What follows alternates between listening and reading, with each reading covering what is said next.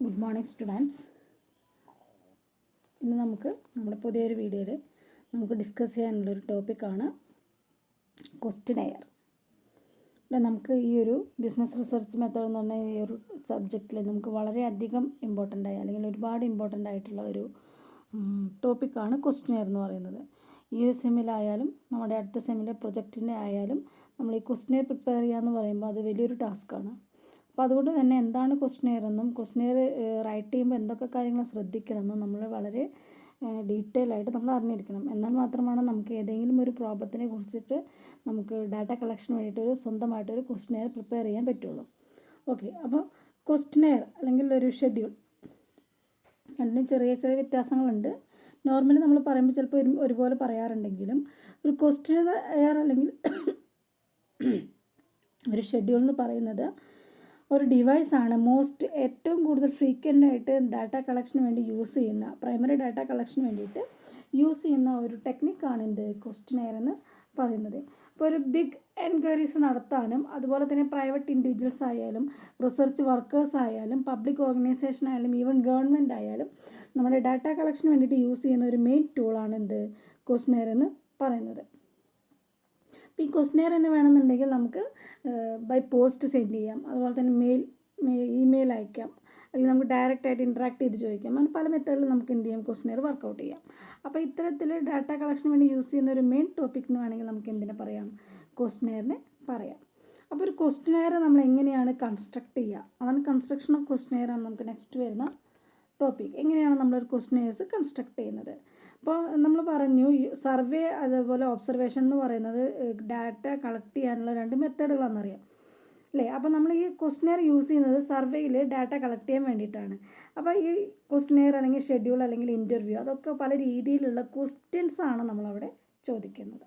അപ്പോൾ ഒരു ക്വസ്റ്റ്യനെയർ എന്ന് പറയുന്നത് ഒരു ഡിവൈസാണ് നമ്മുടെ റിസർച്ചർ സെക്യൂറിങ് ഫോർ ആൻസർ അല്ലേ, ആൻസർ നേടിയെടുക്കാൻ വേണ്ടി ചോദിക്കുന്ന ഒരു നമ്പർ ഓഫ് പ്രിൻറ്റഡ് ക്വസ്റ്റ്യൻസ് നമുക്ക് സിമ്പിളായിട്ട് ക്വസ്റ്റ്യനെയർ എന്ന് പറയാം.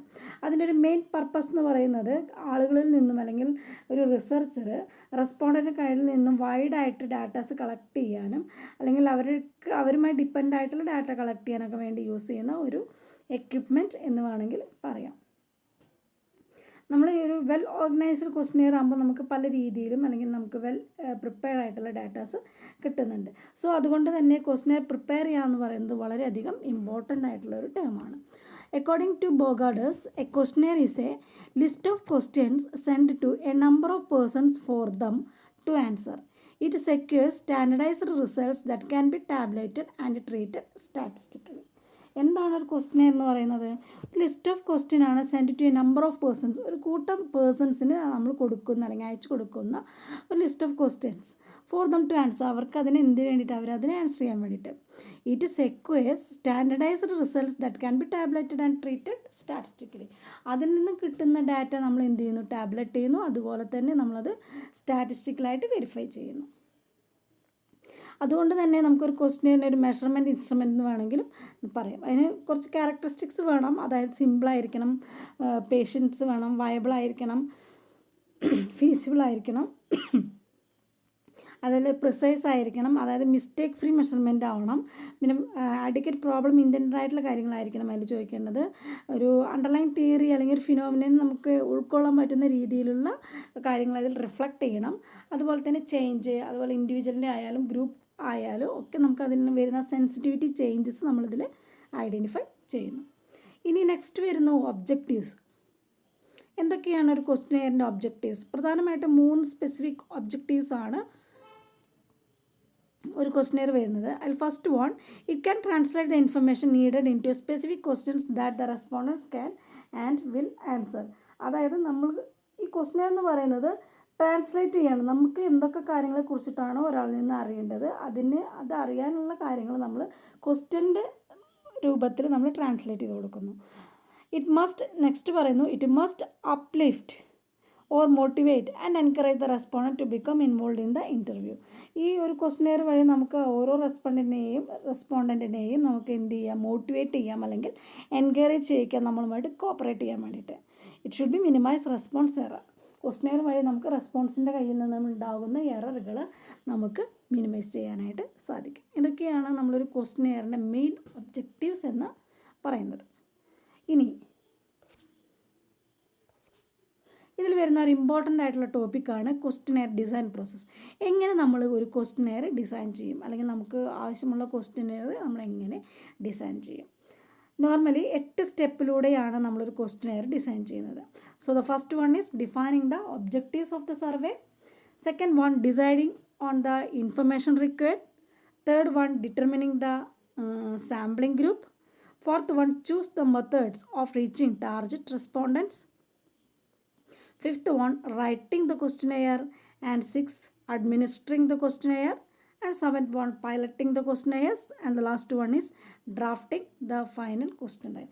ഇത്രയും സ്റ്റെപ്പിലൂടെ സ്റ്റെപ്പ് ബൈ സ്റ്റെപ്പായിട്ട് ഓരോന്ന് ചെയ്തിട്ടാണ് നമ്മൾ എവിടെ എത്തുന്നത്, നമ്മളുടെ ഒരു പ്രൊജക്റ്റ് റിപ്പോർട്ടിൽ വയ്ക്കുന്ന ഒരു ക്വസ്റ്റ്യനെയറിലേക്ക് നമ്മൾ എത്തിച്ചേരുന്നത്. ഓക്കെ, അപ്പോൾ എന്താണ് ഈ defining the objectives of the survey എന്നുകൊണ്ട് ഉദ്ദേശിക്കുന്നത്? ഒരു വെൽ ഡിഫൈൻഡ് ഒബ്ജക്റ്റീവ്സ് അല്ലേ, അല്ലെങ്കിൽ ഒരു വെൽ ഡിഫൈൻഡ് ക്വസ്റ്റ്യനെയർ എപ്പോഴും അതിൽ നമ്മൾ ക്ലിയർ ആയിട്ട് അതിൻ്റെ ഒബ്ജക്റ്റീവ്സ് അറിഞ്ഞിരിക്കണം. എന്തിനു വേണ്ടിയിട്ടാണ് നമ്മൾ ഈ ഒരു ക്വസ്റ്റ്യനെയർ നമ്മൾ ആളുകൾക്ക് അല്ലെങ്കിൽ റെസ്പോണ്ടൻറ്റ് കൊടുക്കുന്നത്? That is written without A clear objective അല്ലേ. ഒരു ക്ലിയർ ഒബ്ജക്റ്റീവ് ഇല്ലാതെ ഒരിക്കലും ഒരു ക്വസ്റ്റ്യനെയർ നമ്മൾ റൈറ്റ് ചെയ്യാനായിട്ട് പാടില്ല. അപ്പോൾ നമ്മൾ ഇപ്പോൾ it is for the data collection of employee സാറ്റിസ്ഫാക്ഷനോ, നമ്മളുടെ പ്രോബ്ലം എന്താണോ, നമ്മുടെ ഒബ്ജക്റ്റീവ്സ് എന്താണോ, എന്തിനു വേണ്ടിയിട്ടാണ് നമ്മൾ ഈ ഒരു 10-30 ക്വസ്റ്റ്യൻസ് എഴുതിയിട്ടുള്ള ഈ ഒരു പേപ്പർ അയാൾക്ക് കൊടുക്കുന്നത്, അത് നമ്മളതിൽ വ്യക്തമായിട്ട് പറഞ്ഞിരിക്കണം. Then whatever may be the data collected by the researcher is to compromise, it will not be and here but it will make problems to the analytical stage also. നമ്മളെപ്പോഴും പ്രോപ്പറായിട്ട് ചെയ്യുമ്പോൾ അതിൽ നമ്മളിതിൻ്റെ മെയിൻ ഒബ്ജക്റ്റീവ്സ് എന്താണെന്ന് നമ്മൾ പറഞ്ഞിരിക്കണം. So enough time should be spend for defining the objectives of the survey. അതുകൊണ്ട് തന്നെ വളരെ വ്യക്തമായ രീതിയിലുള്ള ഒരു ഒബ്ജക്റ്റീവ്സ് ആയിരിക്കണം നമ്മളൊരു ക്വസ്റ്റ്യനെയറിൽ റൈറ്റ് ചെയ്യേണ്ടത്. ഓക്കെ, ദെൻ നെക്സ്റ്റ് പറയുന്നു deciding on the information required. Deciding on the information required. ഒരു റിസർച്ചർക്ക് ഏതൊക്കെ രീതിയിലുള്ള ഇൻഫർമേഷൻസ് ആണോ ഒരു റെസ്പോണ്ടൻറ്റിന് കയ്യിൽ നിന്ന് കിട്ടേണ്ടത്, അത് നമ്മൾ എന്ത് ചെയ്യണം, ഡിസൈഡ് ചെയ്യണം. ഇപ്പോൾ എനിക്ക് അവരുടെ ഏജ്, അതുപോലെ തന്നെ അവരുടെ ഫാമിലി ഇൻകം, അല്ലെങ്കിൽ അവരുടെ ടാക്സിൻ്റെ എന്തെങ്കിലും പേയ്മെൻറ്റ്സ്, അങ്ങനെയുള്ള കാര്യങ്ങളാണ് എനിക്ക് അറിയേണ്ടതെങ്കിൽ ആ രീതിയിലുള്ള ക്വസ്റ്റ്യൻ ചോദിക്കണം. ഏജിൻ്റെ കാര്യങ്ങൾ അല്ലെങ്കിൽ അവരുടെ ഇൻകത്തിൻ്റെ കാര്യങ്ങൾ അറിയണമെന്നുണ്ടെങ്കിൽ ഞാൻ ഒരിക്കലും അവരോട് നെയിമോ ഏജോ ഓക്യുപ്പേഷനോ ചോദിച്ചിട്ട് കാര്യമില്ല. അപ്പോൾ ഞാൻ എന്ത് ഇൻഫർമേഷനാണോ എനിക്ക് ആവശ്യം അതിനനുസരിച്ചുള്ള ക്വസ്റ്റ്യൻസ് ആയിരിക്കണം നമ്മൾ പ്രിപ്പയർ ചെയ്യേണ്ടത്. Additional help can be obtain from secondary data and exploratory. പല രീതിയിൽ നമ്മൾ പ്രൈമറി ഡാറ്റ ഇങ്ങനെ കളക്ട് ചെയ്യുന്നുണ്ടെങ്കിൽ നമുക്ക് അഡീഷണൽ ആയിട്ട് എന്തെങ്കിലും വേണമെങ്കിൽ നമുക്ക് സെക്കൻഡറി ഡാറ്റേനെ ആശ്രയിക്കാം. എന്നിരുന്നാലും നമ്മളുടെ മെയിൻ ഫാക്ടേഴ്സ് എന്ന് പറയുന്നത് ഈ ഒരു പ്രൈമറി ഡാറ്റ തന്നെയാണ്. അപ്പോൾ small number of preliminary informal interview with target respondents. Target റെസ്പോണ്ടൻ്റെ കയ്യിൽ നിന്ന് നമുക്ക് വളരെയധികം ഡാറ്റാസ് നമുക്കൊരു ക്വസ്റ്റ്യൻസിലൂടെ നമുക്ക് കിട്ടണം. ആ ഒരു ക്വസ്റ്റ്യനെയർ നമ്മൾ ക്രിയേറ്റ് ചെയ്യുമ്പോൾ ഏത് രീതിയിലുള്ള ഇൻഫർമേഷനാണ് നമുക്ക് വേണ്ടത്. ഇപ്പം ഞാൻ ചിലപ്പോൾ ഡാറ്റ കളക്ട് ചെയ്യുന്നത് ഈവൻ 10 വയസ്സുള്ള കുട്ടികളുടെ കയ്യിൽ നിന്നായിരിക്കാം, അല്ലെങ്കിൽ അവരുടെ എന്തെങ്കിലും ആറ്റിറ്റ്യൂഡിനെ കുറിച്ചായിരിക്കാം. പക്ഷേ ഞാൻ ചോദിക്കുന്ന ക്വസ്റ്റ്യൻസ് ഒരിക്കലും ടീനേജേഴ്സിനോടാവരുത്. അപ്പോൾ നമ്മുടെ റെസ്പോണ്ടൻ്റ് ആരാണെന്നും ഏത് രീതിയിലുള്ള ഇൻഫർമേഷനാണ് നമുക്ക് കിട്ടേണ്ടതെന്നും നമ്മൾ മുൻകൂട്ടി ഡിസൈഡ് ചെയ്യണം. Okay, so the third step is determining the sampling group. അതാണ് ഞാൻ പറഞ്ഞത്, ഡിറ്റർമിനിങ് ദ സാമ്പിളിംഗ് ഗ്രൂപ്പ്. ഏത് രീതിയിലുള്ള റെസ്പോണ്ടൻ്റെ കയ്യിൽ നിന്നാണോ എനിക്ക് ഡാറ്റ കിട്ടേണ്ടത് അത് ഞാൻ മുൻകൂട്ടി നിശ്ചയിക്കണം. അപ്പോൾ ഞാൻ ഏതെങ്കിലും ഒരു അഡ്വർടൈസ്മെൻറ്റിൻ്റെ എഫക്റ്റീവ്നെസ് ആണ് നോക്കുന്നതെങ്കിൽ ഞാനൊരു ഓൾഡ് ഏജ് ആയ ആളുകൾക്ക് പ്രൊഡക്റ്റുകളാണ് ഞാൻ ഇറക്കുന്നത്. അപ്പോൾ അതിനുള്ള അഡ്വർടൈസ്മെൻറ്റാണ് പ്രൊവൈഡ് ചെയ്തിട്ടുള്ളത്. അതിൻ്റെ എഫക്റ്റീവ്നെസ് ആണ് നോക്കുന്നത്. അപ്പോൾ അതിൻ്റെ എഫക്റ്റീവ്നെസ് നോക്കുമ്പോൾ ഒരിക്കലും ഞാൻ 10 വയസ്സിൽ താഴെയുള്ള കുട്ടികളുടെ എന്താ പറയുക ആറ്റിറ്റ്യൂഡ് അല്ലെങ്കിൽ അവരുടെ നിരത്തുന്ന ഡാറ്റ കളക്ട് ചെയ്തിട്ട് കാര്യമില്ല. അപ്പോൾ ഇവിടെ പറയുന്നത് determining the sampling group. Sampling group ഏതാണെന്ന് നമ്മൾ ഡിറ്റർമിൻ ചെയ്യുക. സാമ്പിളിംഗ് ഗ്രൂപ്പ് ഡിറ്റർമിൻ ചെയ്യണമെങ്കിൽ നോർമലി നമുക്ക് എന്തിനെ കുറിച്ചും കൂടി അറിഞ്ഞിരിക്കണം, പോപ്പുലേഷൻ എന്താണെന്ന് അറിഞ്ഞിരിക്കണം അല്ലേ. പോപ്പുലേഷൻ എന്ന് പറഞ്ഞാൽ എന്താ, ഓൾ അല്ലേ. അപ്പോൾ ഞാൻ ഒരു എടപ്പാൾ പഞ്ചായത്ത് അല്ലെങ്കിൽ ഒരു തൃശ്ശൂർ ഡിസ്ട്രിക്റ്റ് എന്നുള്ള ഒരു കൺസേൺ എന്നാണ് ഞാൻ ഡാറ്റ കളക്ട് ചെയ്യുന്നതെങ്കിൽ അത് നമ്മുടെ പോപ്പുലേഷൻ. തൃശ്ശൂർ ഡിസ്ട്രിക്റ്റിലെ എല്ലാ ആളുകളിൽ നിന്നും ചിലപ്പോൾ എനിക്ക് ഡാറ്റ കളക്ട് ചെയ്യാൻ പറ്റില്ല. അപ്പോൾ അതുകൊണ്ട് ഞാൻ അതിൽ നിന്ന് കുറച്ച് സാമ്പിൾസ് എടുക്കുന്നു.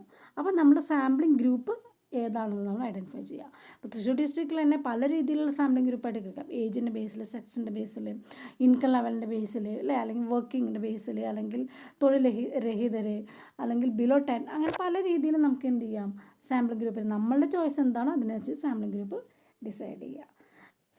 ഇപ്പോൾ ഇവിടെ പറയുന്നത് choose the methods of reaching target respondents. ഇപ്പോൾ നമ്മൾ പറഞ്ഞു പല രീതിയിലുള്ള റെസ്പോണ്ടൻ്റ് ഉണ്ടെന്ന്. അതിൽ ടാർജറ്റ് റെസ്പോണ്ടൻ്റ് ഏതാണെന്നുള്ളത് നമ്മൾ ഐഡൻറ്റിഫൈ ചെയ്യാൻ പല രീതിയിൽ സർവേകൾ നടത്തും.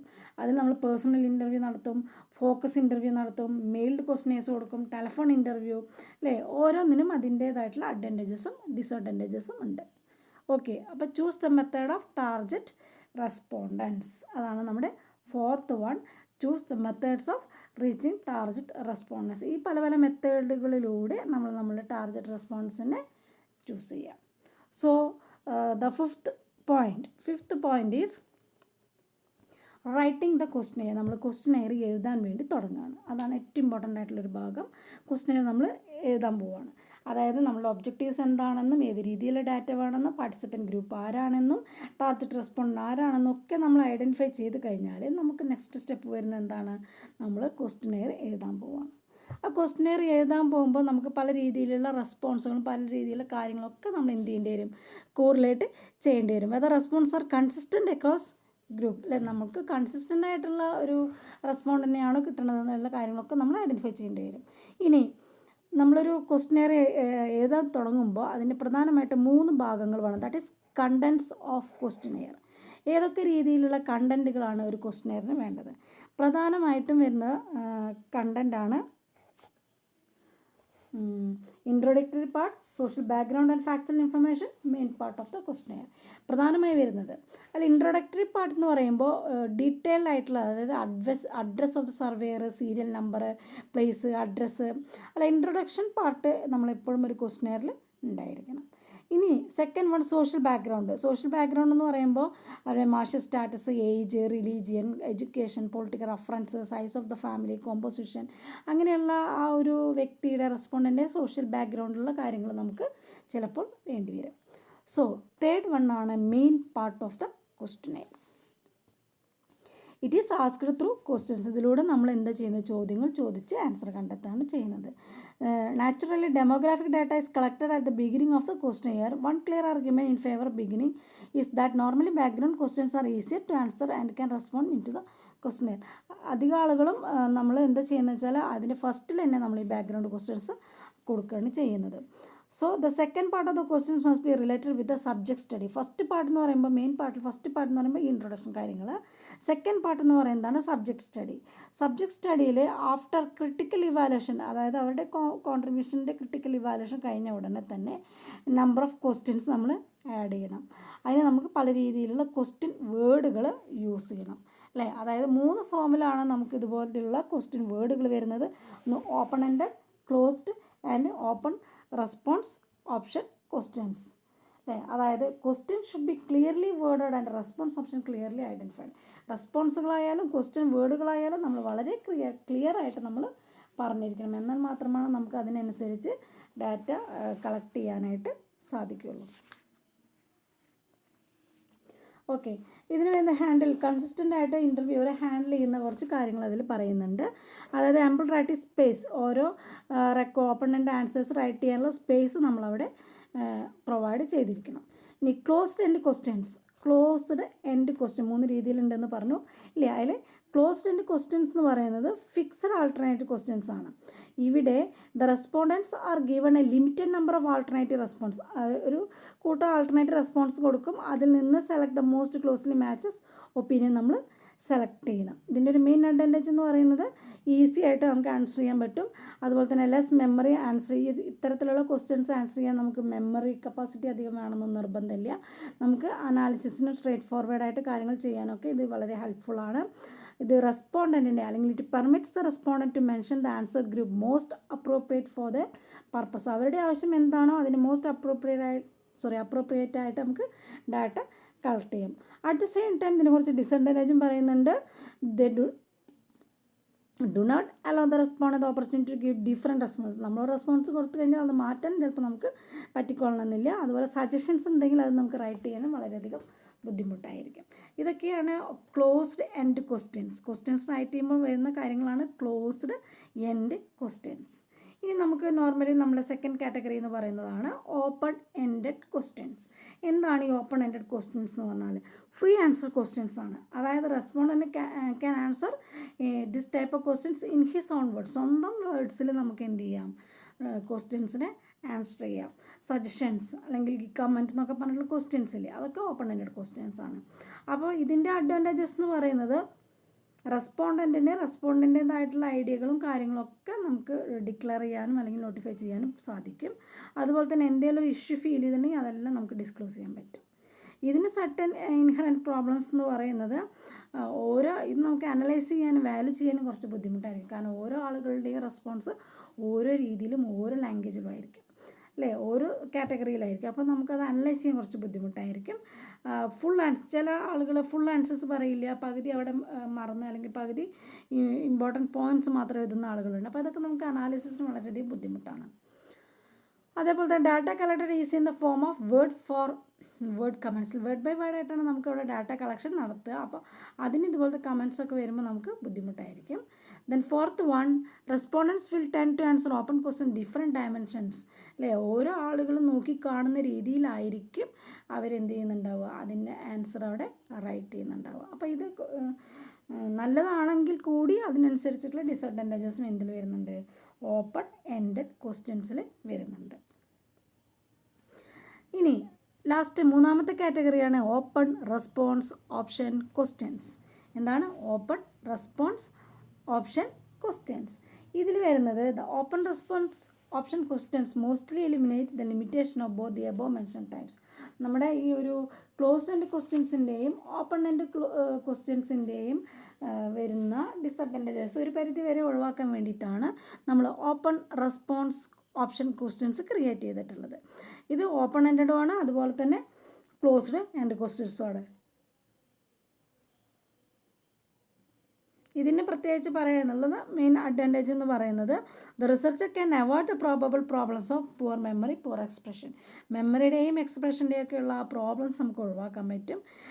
സ്ട്രേറ്റ് ഫോർവേഡാണ് നമ്മൾ അതിൽ ഉണ്ടാകുന്ന കാര്യങ്ങൾ ഇൻ്റർവ്യൂ നടക്കുമ്പോൾ ഉണ്ടാകുന്ന കാര്യങ്ങൾ നമ്മൾ റെക്കോർഡ് ചെയ്യുന്നത്. So the one drawback of this form of question is that it requires the researcher to have the good prior knowledge of the subject in order to generate pragmatic or likely response option before printing the question. നമുക്ക് ഈ ഒരു question നമുക്ക് print ചെയ്യുന്നതിന് മുന്നേ തന്നെ നമുക്ക് ഇതിൽ എന്തെങ്കിലും തെറ്റുകളുണ്ടോ തിരുത്തലോ ഒക്കെ വേണമെന്നുള്ളത് നമുക്ക് ഐഡൻറ്റിഫൈ ചെയ്യാം. ഈ ടൈപ്പ് ഓഫ് ക്വസ്റ്റ്യനേഴ്സ് ഓൾ 3 ഫോംസിലും ഉണ്ട്. It is mainly due to some forms are more suitable for seeking particular forms. ചില ആളുകൾ ചില രീതിയിലുള്ള ഫോമുകൾ പ്രിഫർ ചെയ്യുന്നത് മാത്രം. Very large number of likely different responses are one is seeking response described of the response on words or when one is not sure. ചില ആളുകൾക്ക് respondent അവർക്ക് ഓപ്പൺ ആയിട്ട് എഴുതാനുള്ള താല്പര്യമുള്ള ആളുകളായിരിക്കാം. ചില ആളുകൾക്ക് ഓപ്ഷൻ നോക്കി ടിക്ക് ചെയ്യാൻ താല്പര്യമുള്ള what ever it may be. ഇത് രണ്ടും കൂടി വരുന്നതാണ് നമ്മളുടെ തേർഡ്. ഇനി അതിൽ വരുന്ന വേറൊരു മെത്തേഡാണ് അല്ലെങ്കിൽ വേറൊരു മോഡലാണ് ഡിക്ടോമസ് ക്വസ്റ്റ്യൻസ്. നമ്മൾ പഠിച്ചിട്ടുണ്ട്. ഡിക്ടോമസ് എന്ന് പറഞ്ഞാൽ വെദർ യെസ് ഓർ നോ, ഒന്നില്ലെങ്കിൽ യെസ് എന്ന് പറയാം അല്ലെങ്കിൽ നോ എന്ന് പറയാൻ പറ്റുന്ന രീതിയിലുള്ള questions, that is dichotomous questions. One word ചോദിക്കാവുന്ന ഒരു ക്വസ്റ്റ്യനാണ് dichotomous questions. So next multiple choice questions. നമുക്കറിയാം മൾട്ടിപ്പിൾ ചോയ്സ് ക്വസ്റ്റ്യൻ എന്ന് പറഞ്ഞാൽ 4-5 ചോയ്സ് ഉണ്ടായിരിക്കും. അതിൽ നിന്ന് നമുക്ക് സ്യൂട്ടബിൾ എന്ന് തോന്നുന്ന കാര്യങ്ങൾ നമ്മൾ എന്ത് ചെയ്യുക, സെലക്ട് ചെയ്യുക. അത് റെസ്പോണ്ടൻസിന് വളരെയധികം ഇൻട്രസ്റ്റഡ് ആണ്. കാരണം ഓപ്ഷൻസ് ഒന്നും ക്രിയേറ്റ് ചെയ്യേണ്ട, ഫൈനലൈസ് ചെയ്ത് കഴിഞ്ഞാൽ മീനിങ് ഓർഡറിൽ നമ്മളത് കൊടുത്തു കഴിഞ്ഞാൽ നമുക്കതിന് ഡാറ്റ കളക്ട് ചെയ്യാം അല്ലേ. അപ്പോൾ ഇതുപോലെ നമ്മൾ ക്വസ്റ്റ്യനേഴ്സ് ഒരു 10-30 ക്വസ്റ്റ്യനർ എഴുതി കഴിഞ്ഞാൽ നമ്മളത് എന്ത് ചെയ്യണം, ഫൈനലൈസ് ചെയ്യുന്നതിന് മുന്നേ തന്നെ നമുക്ക് എന്ത് ചെയ്യണം, ഒരു ഓർഡർ ആക്കിയിട്ട് മാറ്റണം. ആ ഓർഡറിൽ പറയുന്ന കാര്യങ്ങളാണ് opening questions, question flow, question variety, closing questions.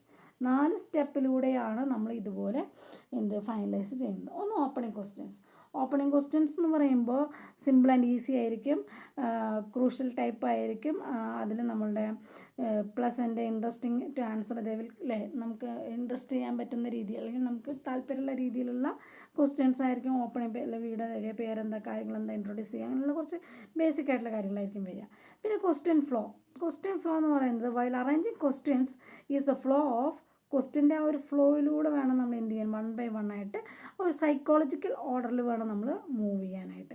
അപ്പോൾ നമ്മൾ ആദ്യം തന്നെ നിങ്ങൾക്ക് എത്ര പ്രോഫിറ്റ് കിട്ടും, നിങ്ങൾക്ക് അങ്ങനെ എന്താ പറയുക, എൻഡിൽ ചോദിക്കുന്ന ക്വസ്റ്റ്യൻസ് ഒന്നും നമ്മൾ ആദ്യം ചോദിക്കാതെ എന്തിനാ സെയിൽ എത്ര ഉണ്ട്, നിങ്ങൾക്ക് എത്ര റോ മെറ്റീരിയൽ വരുന്നുണ്ട്, എത്ര നിങ്ങൾക്ക് കോസ്റ്റ് വരുന്നുണ്ട്, അങ്ങനെയുള്ള കാര്യങ്ങളൊക്കെ ചോദിച്ച് നമ്മൾ ലാസ്റ്റ് പ്രോഫിറ്റിലേക്ക് എത്തിച്ചേരും. അപ്പോൾ ആ ഒരു ക്വസ്റ്റ്യൻ ഫ്ലോ എവിടെ വേണം, ക്വസ്റ്റ്യൻസ് ടൈപ്പ് ചെയ്യുമ്പോൾ വേണം, റൈറ്റ് ചെയ്ത് കഴിഞ്ഞാൽ. ദെൻ ക്വസ്റ്റ്യൻ വെറൈറ്റി, എല്ലാ ക്വസ്റ്റ്യൻസും ഒരേ നേച്ചറിലുള്ളത്, ഒരേ ആൻസർ കിട്ടത്തക്ക രീതിയിലുള്ള ക്വസ്റ്റ്യൻസ്, അത് ബോറിംഗ് ആണ്. അപ്പോൾ ക്വസ്റ്റ്യൻസ് നമുക്ക് പല രീതിയിലുള്ള പിക്ചറായാലും കാർഡുകളായാലും റെസ്പോണ്ടൻറ്റിനെ ഡൈവേർട്ട് ചെയ്ത് കറക്റ്റ് കാര്യത്തിലേക്ക് എത്തിക്കാൻ സഹായിക്കുന്ന രീതിയിലുള്ള കാര്യങ്ങളായിരിക്കണം നമ്മൾ ക്വസ്റ്റ്യൻ വെറൈറ്റിയിൽ പ്രൊവൈഡ് ചെയ്യുന്നത്. So the last one is closing questions. നമ്മളൊരു കാര്യം ചെയ്ത് കഴിഞ്ഞാൽ നമ്മൾ എന്ത് ചെയ്യണം, അവസാനിപ്പിക്കണം അല്ലേ. അപ്പോൾ അത്തരത്തിൽ അവസാനിപ്പിക്കാൻ വേണ്ടിയിട്ടാണ് നമ്മൾ ക്ലോസിങ് ക്വസ്റ്റ്യൻസ് പ്രൊവൈഡ് ചെയ്യുന്നത്. ഇങ്ങനെ പ്രധാനമായിട്ടും 4 സ്റ്റെപ്പിലൂടെ നമ്മൾ എന്ത് ചെയ്യണം, മൾട്ടിപ്പിൾ ചോയ്സ് ക്വസ്റ്റ്യൻസ് കൊടുക്കണം. അപ്പോൾ നമ്മൾ ഇത്ര നേരം പഠിച്ച പ്രോസസ്സിംഗ് ആണ്. അതിലിനി 5ാമത്തെ റൈറ്റിംഗ് ദ ക്വസ്റ്റ്യനെയറിലാണ് നമ്മൾ ഇൻട്രൊഡക്ടറി പാർട്ടും സോഷ്യൽ ബാക്ക്ഗ്രൗണ്ടും മെയിൻ പാർട്ടിൽ ഓപ്പണൻ്റ് ക്ലോസ്ഡ് ഓപ്പൺ റെസ്പോൺസ് ഭാഗങ്ങളും, പിന്നെ നമ്മൾ ഡിക്ടോമസ് എന്താണ്, മൾട്ടിപ്പിൾ ചോയ്സ് എന്താണ്, അതിൽ opening questions, question flow, question variety, closing questions, അതൊക്കെ നമ്മൾ കണ്ടു. സോ 6th പോയിൻ്റാണ് അഡ്മിനിസ്ട്രിങ് ദ ക്വസ്റ്റ്യനെയർസ്. ഇപ്പോൾ നമ്മൾ ക്വസ്റ്റ്യനെയർ എഴുതി വെച്ചു, ഒരു 10-30 ക്വസ്റ്റ്യൻസ് അടങ്ങുന്ന ഒരു ക്വസ്റ്റ്യനെയർ നമ്മൾ എഴുതി വെച്ചു. അഡ്മിനിസ്ട്രിങ്, അതായത് ഡിസ്ക്രിപ്റ്റീവ് ടൈറ്റിൽ കൊടുത്തു കഴിഞ്ഞാൽ നമുക്ക് അതിൻ്റെ ഒരു ഇൻട്രൊഡക്ഷൻ കൊടുക്കണം. അത് കണ്ടൻറ്റ് 1 by 1 ആയിട്ട് ക്വസ്റ്റ്യനെയറിൻ്റെ 1 by 1 ആയിട്ട് നമ്മളതിന് ഒരു ടോക്കൺ റിവാർഡ് പോലെ അല്ലെങ്കിൽ എന്താ പറയുക, ഒരു സേഫ്റ്റി ആയിട്ട് നമ്മളതിനെ കീപ്പ് ചെയ്ത് വെക്കണം. അതിന് നമുക്ക് എന്ത് ചെയ്യണം, ക്വസ്റ്റ്യനെയർ വേണമെന്നുണ്ടെങ്കിൽ നമുക്ക് മെയിൽ ചെയ്യേണ്ടവർക്ക് മെയിൽ ചെയ്യാൻ, ലെറ്റർ അയച്ച് നമുക്ക് ലെറ്റർ അയക്കാം, അതിൽ ഡയറക്റ്റ് കൊടുക്കുന്നതാണെങ്കിൽ അങ്ങനെയും ചെയ്യാം. അപ്പോൾ അത് നമ്മൾ എന്ത് ചെയ്യുക, അഡ്മിനിസ്റ്റർ ചെയ്യുക. So that is the 7th point is piloting the questionnaire piloting എന്ന് പറയുന്നത് നമുക്കറിയാം, പൈലറ്റ് സ്റ്റഡി എന്ന് പറഞ്ഞാൽ മിനി സ്റ്റഡിയാണ്. അപ്പോൾ ക്വസ്റ്റ്യനെയർ പൈലറ്റിംഗ് എന്ന് പറയുമ്പോൾ നമ്മൾ ഏതെങ്കിലും 1-2 ആളുകൾക്ക് നമ്മൾ ക്രിയേറ്റ് ചെയ്ത് വെച്ചിട്ടുള്ള ഈ ക്വസ്റ്റ്യനെയർ ഒരു എന്താ പറയുക, ഒരു പരീക്ഷണം അല്ലെ, ഒരു എക്സ്പെരിമെൻ്റ് എന്ന രീതിയിൽ നമ്മൾ കൊടുക്കുക. അപ്പോൾ അതിൽ നിന്ന് നമുക്ക് മനസ്സിലാക്കാൻ പറ്റും ഒരു ക്വസ്റ്റ്യൻ ചോദിക്കുമ്പോൾ ഉണ്ടാകുന്ന ഡീമെറിറ്റ്സുകളും പ്രോപ്പർട്ടികളൊക്കെ നമുക്ക് അതിൽ നിന്ന് മനസ്സിലാവും. അത് ഓവർകം ചെയ്ത് കഴിഞ്ഞിട്ട് നമ്മൾ എന്ത് ചെയ്യണം, development, that is the last stage, development of the final questionnaire. Okay, എന്താണ് development of the final questionnaire. നമ്മൾ ഫൈനൽ ക്വസ്റ്റ്യനെയർ നമ്മൾ എന്ത് ചെയ്യാണ്, ഡെവലപ്പ് ചെയ്യാണ്. അതിൽ പറയുന്നത് നമ്മൾ ഒരുപാട് റെസ്പോൺസും കഴിയുന്ന ഡാറ്റ കളക്ട് ചെയ്യാന്നൊക്കെ പറഞ്ഞാൽ പ്രീ ടെസ്റ്റ് നടത്തി, പൈലറ്റ് സ്റ്റഡിയൊക്കെ നടത്തി. ഈ റെസ്പോണ്ടൻറ്റ് സെലക്ട് ചെയ്യുന്നത് pilot survey should be broadly representative of the type of respondent to be interviewed in the main survey. Main സർവേയിൽ നമ്മൾ അവരെ ഇൻ്റർവ്യൂ നടത്തുന്നതിൻ്റെ ഒരു ഷോർട്ട് ഫോം ആക്കിയിട്ട് നമ്മൾ മാറ്റുക. അതിന് വേണ്ടിയിട്ട് നമ്മൾ ക്വസ്റ്റ്യനേഴ്സ് പ്രോപ്പറായിട്ട് ഡെവലപ്പ് ചെയ്യുക. ഒരു വെൽ ഓർഗനൈസ്ഡ് അല്ലെങ്കിൽ ഒരു വെൽ ഡിസൈൻഡ് ക്വസ്റ്റ്യനെയർ ആയിരിക്കണം നമ്മൾ ക്രിയേറ്റ് ചെയ്ത് വെച്ചിട്ടുള്ളത്. ഇത്രയും സ്റ്റെപ്പിലൂടെയാണ് നമ്മളൊരു പ്രോപ്പറായിട്ടുള്ളൊരു ക്വസ്റ്റ്യനെയർ നമ്മൾ ക്രിയേറ്റ് ചെയ്ത് വെക്കുന്നത്. ഓക്കെ, പ്രധാനമായിട്ടും 8 സ്റ്റേജുകളാണുള്ളത്. ഓക്കെ, നിങ്ങൾ ഞാൻ നോട്ട്സ് അയച്ചിട്ടുണ്ട്, വായിച്ച് നോക്കുക. എന്തെങ്കിലും രീതിയിലുള്ള ഡൗട്ട്സ് ഉണ്ടെങ്കിൽ പേഴ്സണലായിട്ട് ചോദിക്കുക. Okay, thank you.